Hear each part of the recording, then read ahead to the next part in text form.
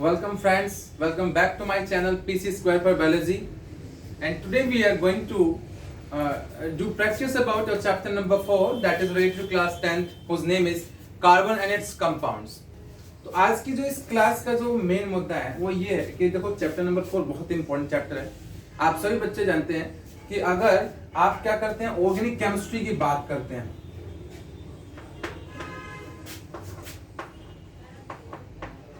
तो ये बनी है कार्बन फैमिली से। अगर आप ऑर्गेनिक केमिस्ट्री को स्टडी करना चाहते हैं तो 10th क्लास का चैप्टर नंबर 4 आपको रट लेना पड़ेगा, अच्छे से समझ लेना पड़ेगा। इसमें किसी भी तरह की त्रुटि आपको नहीं छोड़नी है, कोई डिफेक्ट नहीं छोड़ना है कि सर मुझे ये नहीं आता। आज आप कह सकते हैं देखिए अभी तक की जो भी मैंने वीडियोस डाली है, जो मेरा मैक्सिमम टाइम रहा वो 20 मिनट्स अराउंड रहा, 21 मिनट्स 20 मिनट्स। अब आज आपको एक मैराथन टाइप की वीडियो मिल रही है। अब मेरे लिए तो मैराथन ही है क्योंकि मैंने तो लगभग 10 से 20 मिनट की वीडियो शूट की थी। आज हो सकता है कि ये वीडियो 40 मिनट्स की हो जाए, 30 मिनट्स की हो जाए, 45 minutes, even a class of 1 hour can be also. तो आपको विशेष तौर पे ये समझना है, आज मैं आपको आपके एनसीईआरटी की बुक में वो सब चीजें मार्क कराऊंगा जो इंपॉर्टेंट है चैप्टर नंबर 4 को लेते हुए। ये भी बताऊंगा कि पीछे की क्लासेस में अगर हमने कुछ पढ़ा है, कहीं पर आपको कोई डाउट है तो आप वापस कमेंट बॉक्स में मुझे इन्फॉर्म कर सकते हैं, मैं आपकी हेल्प करूंगा। आज आप सीखने जा रहे हैं कंबशन रिएक्शन। तब तक मैं थोड़ा सा यहाँ पर आपके लिए इंडेक्स बना दूं कि मैंने आपको क्या क्या पढ़ा दिया है, आपको क्या क्या पढ़ लेने के बाद ये जो वीडियो है, आप जैसे आप जाएंगे हमारे YouTube चैनल पे तो वहाँ प्लेलिस्ट है, चैप्टर नंबर 4 का एक अलग से ही प्लेलिस्ट बना हुआ है। तो वहां जाकर क्या देखेंगे कि हमने क्या क्या पढ़ लिया। हमने देखिए आपको बता दिया कार्बन की दो प्रॉपर्टी होती है, कैटिनेशन, टेट्रावैलेंसी, ये पढ़ लिया है हमने। तो एक एक नंबर के क्वेश्चन आ जाते हैं, जैसे डिफाइंड कैटेनेशन, डिफाइंड टेट्रावैलेंसी। तो मैं आपको समझा दूं, कार्बन की एक स्पेशल यूनिक प्रॉपर्टी होती है, carbon can bond with carbon. Carbon carbon के साथ बॉन्ड बना सकता है और कार्बन क्या कर सकता है, कार्बन दूसरों के साथ भी बॉन्ड बना सकता है। तो कार्बन की कार्बन के साथ बॉन्ड बनाने की प्रॉपर्टी को हम क्या बोलते हैं, कैटिनेशन बोलते हैं, और इसको हिंदी में श्रृंखलन कहा जाता है। हिंदी में ये श्रृंखलन कहलाता है।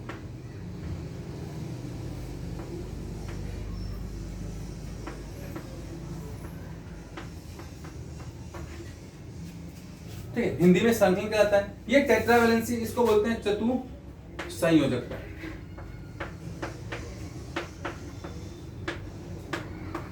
कार्बन 4 इलेक्ट्रॉन दे सकता है, 4 इलेक्ट्रॉन ले सकता है। तो कार्बन की 4 इलेक्ट्रॉन लेने देने की ये जो योग्यता है चतुः संयोजकता कहलाती है, टेट्रावैलेंसी कहलाती है।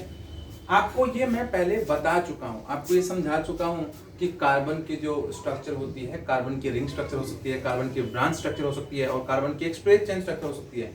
हाइड्रोकार्बन की डेफिनेशन आपको समझाई जा चुकी है। Hydrocarbons are constituted by only 2 things, carbon and hydrogen.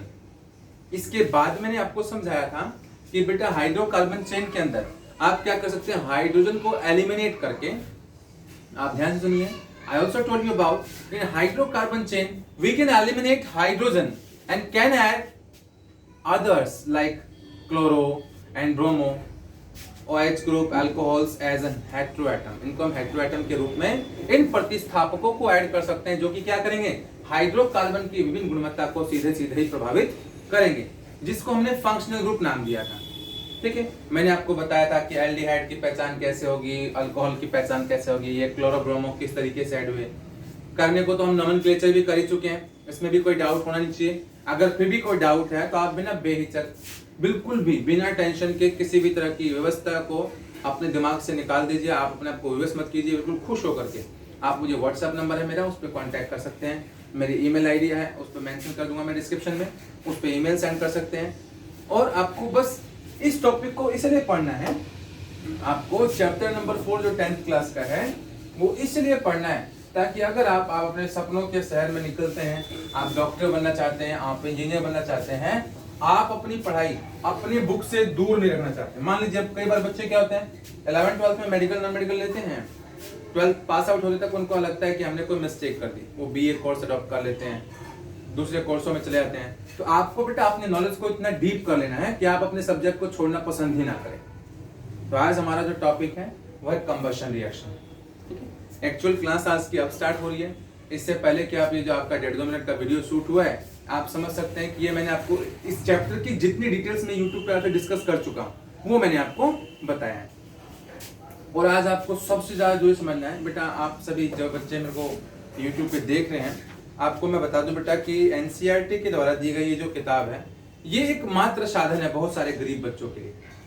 बहुत सारे ऐसे पुअर फैमिलीज हैं जहां पर ये बच्चों को किताबें नहीं मिल पाती, इन किताबों की जो कंडीशन होती है वो अच्छी नहीं होती है, even they are not able to afford these books.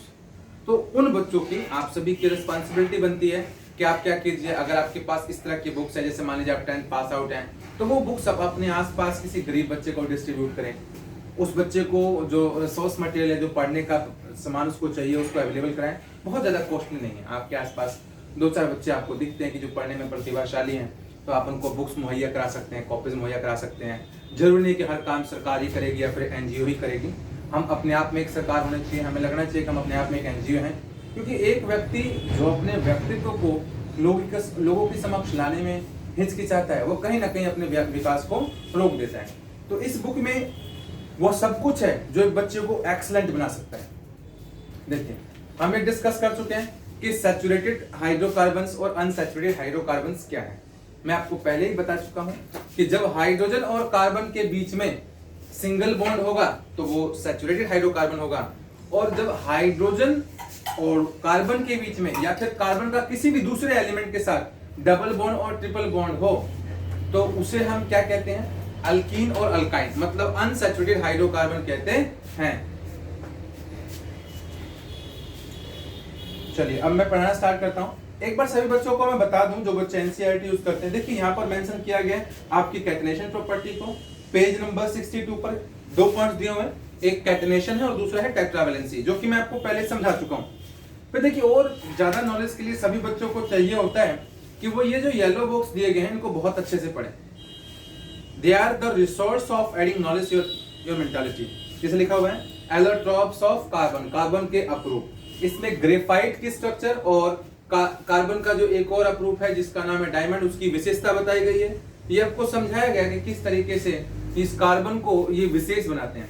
आप सभी को मैं बता दूं, तीसरे चैप्टर में समझाया गया आपको कि कार्बन एक नॉन मेटल है। नॉन मेटल की प्रॉपर्टी ये होती है कि वो सॉफ्ट होता है और वो इलेक्ट्रिसिटी कंडक्ट नहीं करता, परंतु कार्बन के 2 हमारे पास एक्सेप्शंस हैं। एक है ग्रेफाइट, जो कि नॉन मेटल का होने की वजह से लोग सोचते हैं कि ग्रेफाइट इलेक्ट्रिसिटी कंडक्ट नहीं करेगा, लेकिन आपको मैं बता दूं ग्रेफाइट का एक नॉन मेटल जो कि कार्बन का प्रूफ है और वो विद्युत को अपने अंदर से आने जाने देता है।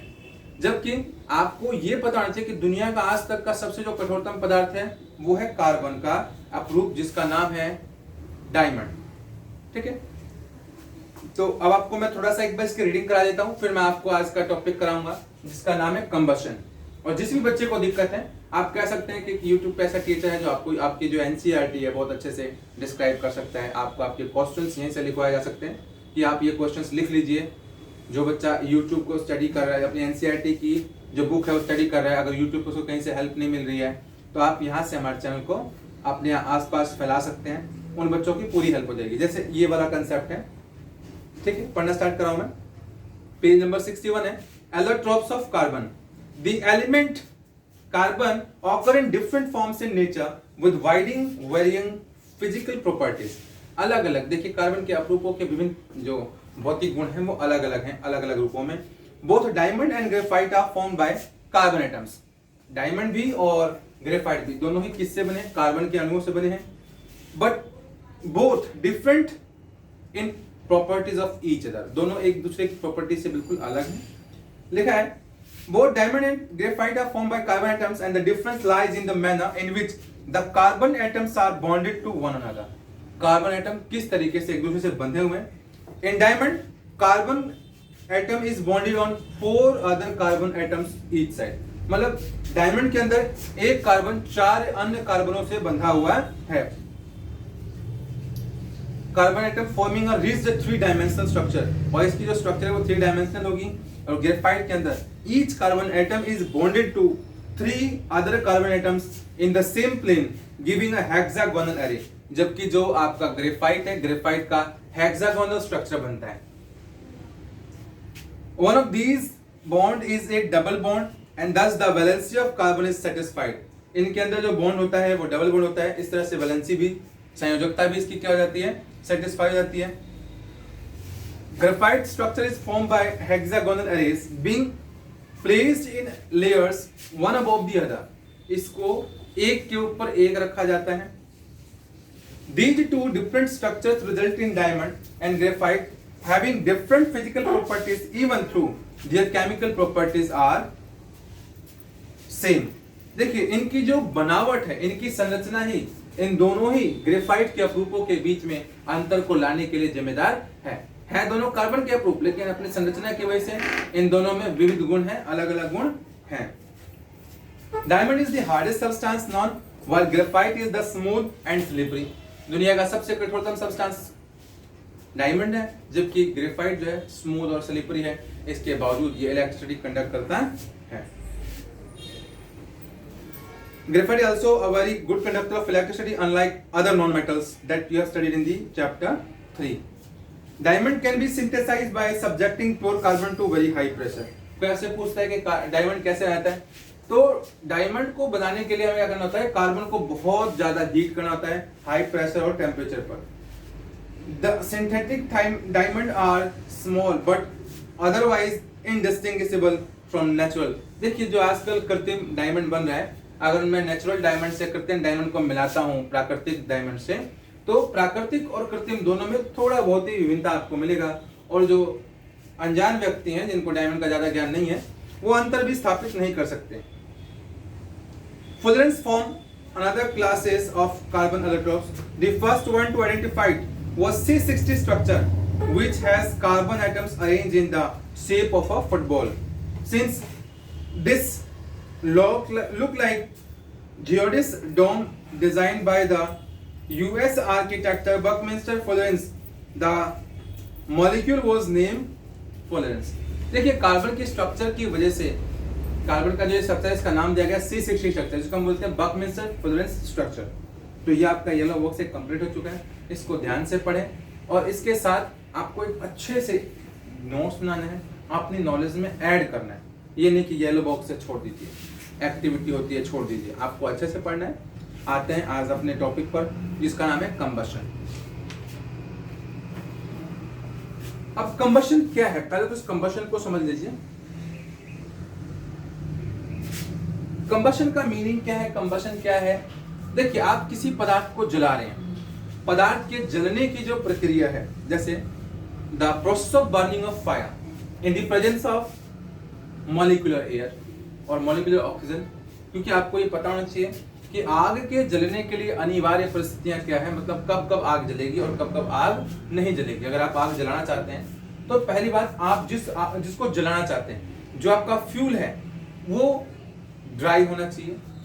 आपको उस फ्यूल को जलाने के लिए पहला आपका वो फ्यूल ड्राई होना चाहिए. हमें उसको हीट करना पड़ेगा तब तक वो अपने जो उसका इग्निशियस टेम्परेचर होता है वहां तक न पहुंच जाए. उसके बाद वो पदार्थ जलेगा.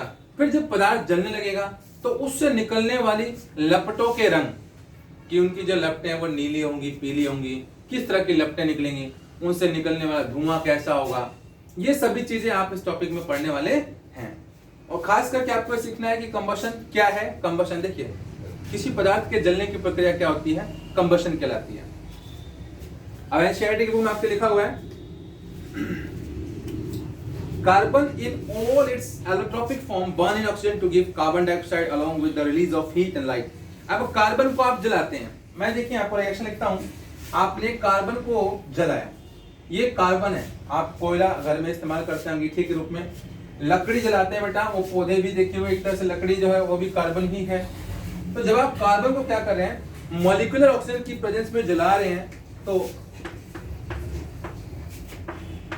CO2 बन रहा है, कार्बन डाइऑक्साइड बन रहा है, प्लस में heat and water. Heat and water ये दोनों भी बन रहा है.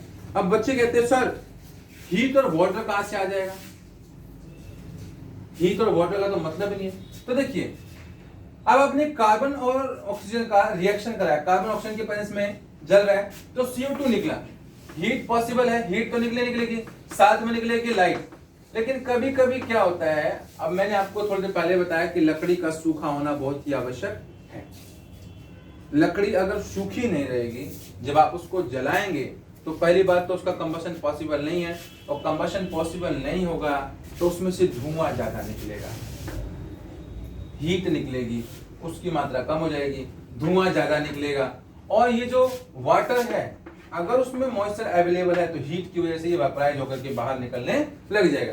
तो मेनली आप कह सकते हैं कि जब कार्बन को आपने क्या किया, ऑक्सीजन के साथ जलाया, तो उसमें से दो ही चीज मुख्य तौर पर निकलेंगी। पहले निकलेगा CO2 और दूसरा निकलेगा हीट एंड लाइट। ठीक है, तो इस रिएक्शन को नोट कर लीजिए। अब इसके अलावा प्राकृतिक गैस को जला सकते हैं, मीथेन को जला सकते हैं। ठीक है, CH4 प्लस में O2। पहले इस रिएक्शन को नोट कीजिए।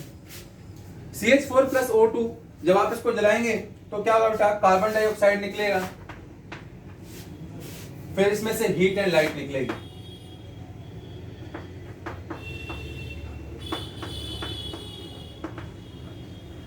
देखिए यहां पर भी हीट एंड लाइट निकल रही है। ये नेचुरल गैस हो गया आपकी मीथेन, और ये हो गया कोयला। तीसरा क्या है, आप ना अल्कोहल को जला रहे हैं। आप इसका स्क्रीनशॉट ले लीजिएगा, मैं इसको मिटा रहा हूं।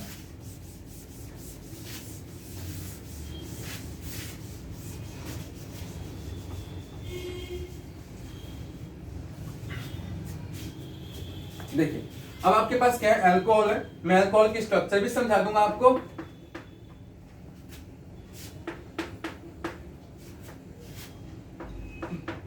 ये मॉलिक्यूलर ऑक्सीजन की प्रेजेंस में जल रहा है, तो इसके जलने के पश्चात देखिए रिएक्शन सेम है। CO2 निकलेगा, H2O निकलेगा, और फिर से हीट एंड लाइट।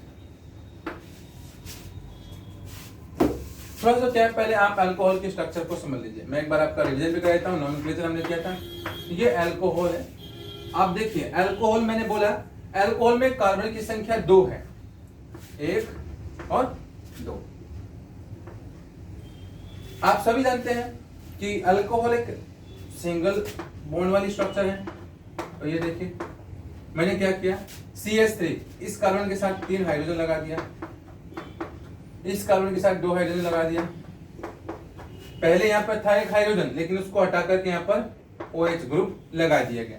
2 कार्बन होने की वजह से इसको बोला गया इथ। सिंगल बॉन्ड होने की वजह से लगाया गया इसमें एन, और फिर OH लगने की वजह से लगा देंगे ई को हटा करके लगा देंगे ओल, तो ये बन गया इथेनॉल। तो जब आपने इथेनॉल को जलाया तो इथेनॉल को जलाने से क्या हुआ, कार्बन डाइऑक्साइड निकला, वाटर निकला, हीट निकला और लाइट निकली। तो ये आपका कंबशन रिएक्शन था। कंबशन रिएक्शन देखिए आपकी बॉडी में भी होता है। Combustion of food during respiration. आप जो क्या करते हैं, खाना खा लेते हैं, ठीक है। खाना खाने के बाद आपका, जैसे आप खाना खा लिए उसका पाचन शुरू हो गया, जिसको आप चैप्टर नंबर 6 में पढ़ेंगे, जिसका नाम है लाइफ प्रोसेस। तो आपने खाना खा लिया, अब उस भोजन का जो पचना है वो स्टार्ट हो चुका है। तो आप रेस्पिरेट करते हैं, आप सांस लेते हैं, तो ऑक्सीजन को अंदर लेते हैं। ऑक्सीजन के अंदर जाने से जो आपकी बॉडी में स्टोर्ड फूड है उसका विखंडन शुरू हो जाता है और ग्लूकोज बनता है। इसीलिए आप देखते हैं सर्दियों के मौसम में आप चादर ओढ़ लेते हैं तो आपको गर्माहट महसूस होती है। वो क्यों होती है? कंबल गर्म नहीं है, कंबल एक इंसुलेटर है जो आपके शरीर की हीट को बाहर सराउंडिंग में एक्सचेंज होने से रोक रहा है। तो आप जो सांस छोड़ते हैं वो गर्म होती है क्योंकि आपकी बॉडी में रेस्पिरेशन हो रहा है। और आप पढ़ चुके हैं फर्स्ट चैप्टर में कि respiration is also an exothermic reaction. Exothermic reaction वो होती है जिसमें हीट बाहर निकलती है।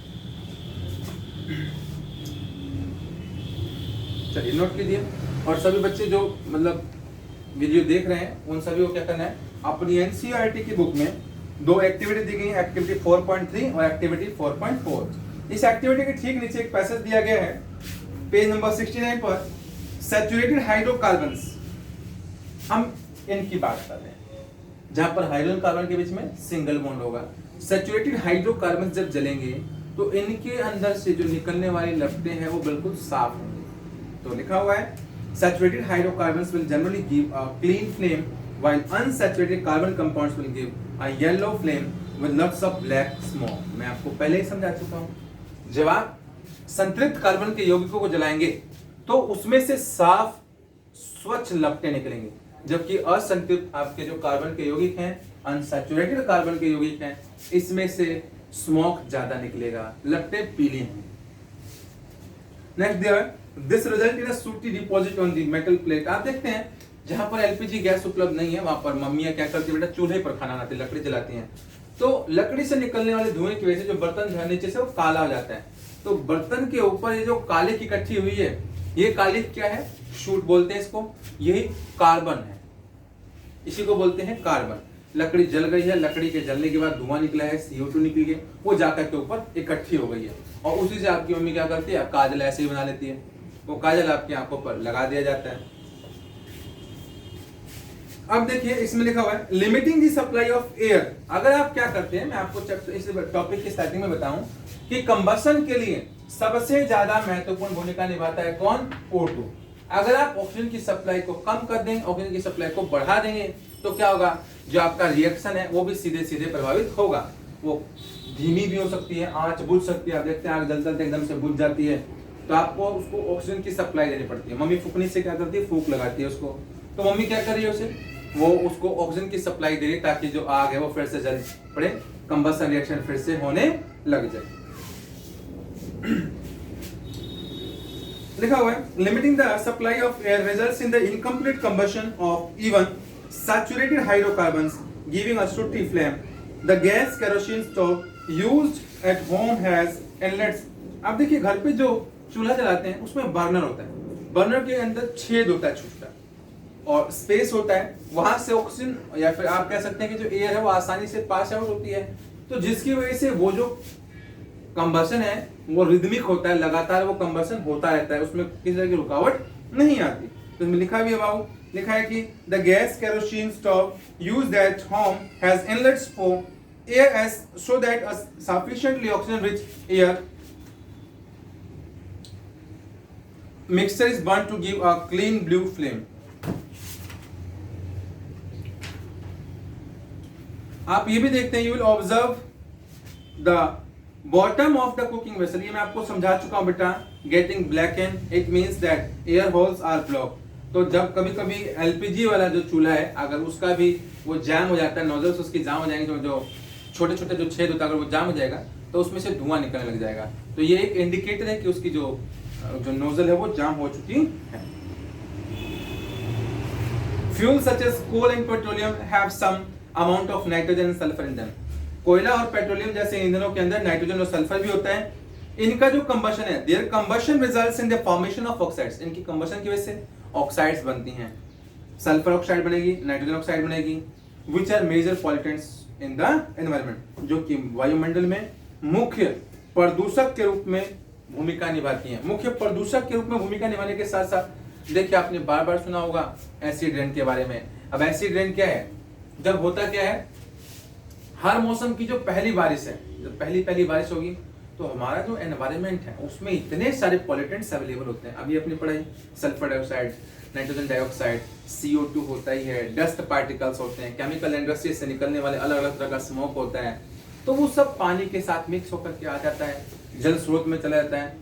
पानी की जो वाटर बॉडीज होती हैं हमारे जो छोटे प्राकृतिक जल स्रोत उनमें चला जाएगा और उनके पीएच को प्रभावित करेगा, जिससे जलीय जीव भी बहुत ज्यादा संकट में आ जाएंगे। और आप जानते हैं कि किसी भी जीव का जो सराउंडिंग है अगर उसका पीएच चेंज हो रहा है, उसका हैबिटेट चेंज हो रहा है, तो कहीं ना कहीं वो पीड़ित होता है उससे। यही चीज हमारे साथ होती है। अब देख लीजिए बड़ी बड़ी इमारतें हैं जिनको हम संगमरमर से अपना बचा करके रखते हैं। आजकल हम मकानों को क्या करते हैं, प्रोटेक्ट करते हैं संगमरमर लगा करके। तो वो जो एसिड रेन होता है वो उसको अफेक्ट कर रहा है। ताजमहल जैसी सुंदर संगमरमर की जो बनी हुई बेचारी बिल्डिंग है वो प्रभावित हो रही है। तो आप समझ सकते हैं कि कितना ज्यादा प्राकृतिक नुकसान जो है हम कर रहे हैं, प्रकृति को कितना डैमेज कर रहे हैं पॉल्यूटेंट्स फैलाकर। हमें कोशिश करनी चाहिए कि हम कम से कम प्रदूषक का इस्तेमाल करें, कम से कम वो सभी जो प्रक्रियाएं हमारी वायुमंडल को प्रदूषित कर रही हैं वो हमें कम से कम करनी चाहिए। अगर आवश्यकता ना हो तो नहीं करनी चाहिए। फिर से देखिए इसमें 2 येलो बॉक्स आ चुके हैं और ये येलो बॉक्स डिस्कस करने के बाद आज आपका जो एक छोटा सा जो वीडियो मैंने थोड़ा बड़ा कर दिया है वो ओवर हो जाएगा। बिल्कुल ध्यान से सुनना है कि येलो बॉक्स बहुत काम की चीज है आपके लिए, नॉलेज इससे आपको गेन हो जाएगा। जैसे लिखा हुआ है, why do substance burn with और विदाउट फ्लेम? कोई पदार्थ लपटों के साथ और लपटों के बिना क्यों जलता है? तो इसमें have you ever observed either coal or wood fire? तो आप देखिए इसमें जो लिखा हुआ है, आप सर्दियों के मौसम में सर्दी से बचने के लिए अंगीठी जलाते हैं, तो उस अंगीठी में मुख्यतः आप कोयला भर देते हैं। कभी कभी क्या होता है, वो जलता हुआ कोयला, उस कोयले के अंदर प्राकृतिक गैस भरी होती है जिसे आप मीथेन कहते हैं। तो वो जब कोयला जलता रहता है ना, तो वो धधकने लग जाता है, लाल लपटें निकलती हैं उससे। और कभी कभी उस कोयले के अंदर क्या होता है, पत्थर कोयले के अंदर या फिर लकड़ी के कोयले के अंदर गैस भरी होती है मीथेन, जो कि जलने जाती है। जब गैस जलती है तो लपटें नीली निकलती हैं। और ब्लू फ्लेम का मतलब क्या होता है, क्लीन फ्यूल। और येलो अगर लपटें निकल रही हैं तो इसका मतलब क्या है कि वहां पर ऑक्सीजन की डेफिशिएंसी है, या फिर जो कंबशन रिएक्शन है वो कहीं ना कहीं मतलब बाधित हो रही है। तो यही सभी चीजें इस येलो बॉक्स में लिखा हुआ है कि if not the next time you get a chance to take note what happens when the wood or coal starts to burn, you have seen that a candle or LPG in gas stove burns with a flame. However, you will observe that coal and charcoal in an angithi sometimes just glow red and gives out heat without a flame. वो बिना किसी लपटों के लाल बिल्कुल धधकने लग जाते हैं। मैं आपको बताया हूँ, दिस इज बिकॉज ऐसा क्यों है, a flame is only produced when gaseous substance burn. तो लपटें केवल तभी उत्पन्न होंगी, इस सेंटेंस पे मैं जोर दे रहा हूँ, flame will only produce when gases will burn. Flame केवल तब प्रोड्यूस होगा जब गैस चलेगी। When wood or charcoal is ignited, the volatile substance present in vaporizes and burn with a flame in the beginning. तो जो उसके अंदर वाष्पित होने वाले पदार्थ हैं, जो गैसेस उसके अंदर अवेलेबल, जब वो वेपराइज होंगी तो जलेंगी, उस दौरान जो फ्लेम है वो निकलेगी। एक ल्यूमिनस फ्लेम हमेशा केवल तब दिखाई देगी गैसेस सब्सटेंस पे जब उसको हीट करेंगे और वो ग्लो करना स्टार्ट जाए। जो कलर प्रोड्यूस हुआ है हर एक एलिमेंट के अंदर, वो उसकी कैरेक्टरिस्टिक प्रॉपर्टी है। और लिखा हुआ है कि आप क्या कीजिए, कॉपर वायर को हीट कीजिए गैस स्टोव पर और उसके रंग को ऑब्जर्व कीजिए। क्या लिखा हुआ है आप देखेंगे, incomplete combustion gives suit which is carbon. Incomplete carbon की देखिए, इनकम्प्लीट कंबशन की वजह से अगर आप जा रहे हैं काम करने या एक्टिविटी करने के लिए आपको बोला गया, आप जा रहे हो क्या करने, आप कॉपर को हीट करने जा रहे हैं। जब आप कॉपर वायर को हीट करेंगे तो आप देखेंगे कि उस पर काला रंग चढ़ जाएगा। ये इनकम्प्लीट कंबशन की वजह से कार्बन जमा हुआ है, जिसकी वजह से आपका काला रंग जमा हो जाएगा। Incomplete combustion gives suit which is carbon on the basis what you will attribute the yellow colour of a candle flame. अब देखिए, बहुत आप स्टार्टिंग से पढ़ते आ रहे हैं कि कोल और पेट्रोलियम कैसे बने हैं। Formation of coal and petroleum. Coal और पेट्रोलियम का निर्माण देखिए आप 7th क्लास में पढ़े हैं, 8th क्लास में पढ़े हैं। क्या इससे हजारों करोड़ों वर्ष पहले प्रकृति जो थी धनधान्य से भरी हुई थी, प्राकृतिक आपदाएं आई, उसमें जीव जंतु पेड़ पौधे ये सभी दब गए, मर गए। दबने की वजह से, मरने की वजह से ये नीचे ना लगातार मिट्टी की परत के ऊपर जमा होते गए, परत दर परत वो इतनी तेज दबते गए, वहां पर एक हाई प्रेशर बना, टेम्परेचर बहुत ज्यादा हुआ, हाँ under high temperature high pressure ये ना कंप्रेशन लगे, इनका जो है ना जूस निकल गया। जो इनका जो ये लिक्विड निकला वो आज आप नेचुरल गैस के रूप में या फिर लिक्विड के रूप में आप इस्तेमाल करते हैं, इसका नाम है एलपीजी। और इनका बहुत ज्यादा क्या हुआ, कंप्रेशन हुआ, उसमें से जो अपशिष्ट पदार्थ निकले वो कोयला टाइप का हो गया, चाहे ज्वालामुखी फटे, ज्वालामुखी फटने से ज्वालामुखी ठंडा हुआ, कई तरह की प्राकृतिक घटनाएं हुई जिनसे कोयले का और पेट्रोलियम का निर्माण हुआ। तो पेट्रोलियम का मुख्यतः जो निर्माण है, जिसको हम जीवाश्म कहते हैं, वो प्राकृतिक आपदाओं से हुआ। जीव जंतु पेड़ पौधे सभी दब गए, सड़ गए, दबने से सड़ने से उनका जूस निकल गया, वही प्राकृतिक गैस और जो एलपीजी है उसके रूप में आज हम इस्तेमाल करते हैं, जिसको हम क्रूड ऑयल भी बोलते हैं, कच्चा तेल भी बोलते हैं। इसको अच्छे से रिफाइनरीज में रिफाइन करके एलपीजी को बाहर भेजा जाता है, सीएनजी को अलग भेजा जाता है इस्तेमाल करने के लिए। अलग अलग तरह के आज हमारे पास डिवाइसेस हैं एलपीजी से चलने वाली अलग, जैसे हम घरों में एलपीजी से खाना बनाते हैं, सीएनजी से गाड़ियां चलाई जाती हैं वो अलग, पेट्रोल से चलने वाली अलग, डीजल से चलने वाली अलग। घर में हम केरोसिन को भी क्या करते हैं, फ्यूल के रूप में इस्तेमाल कर लेते हैं। तो ये आज आपका टॉपिक था कंबशन। कंबशन जो है अब ओवर हो चुका है, आपको कंबशन में बस ये जानना है 2-3 रिएक्शन थे, वो रिएक्शन याद रखनी है।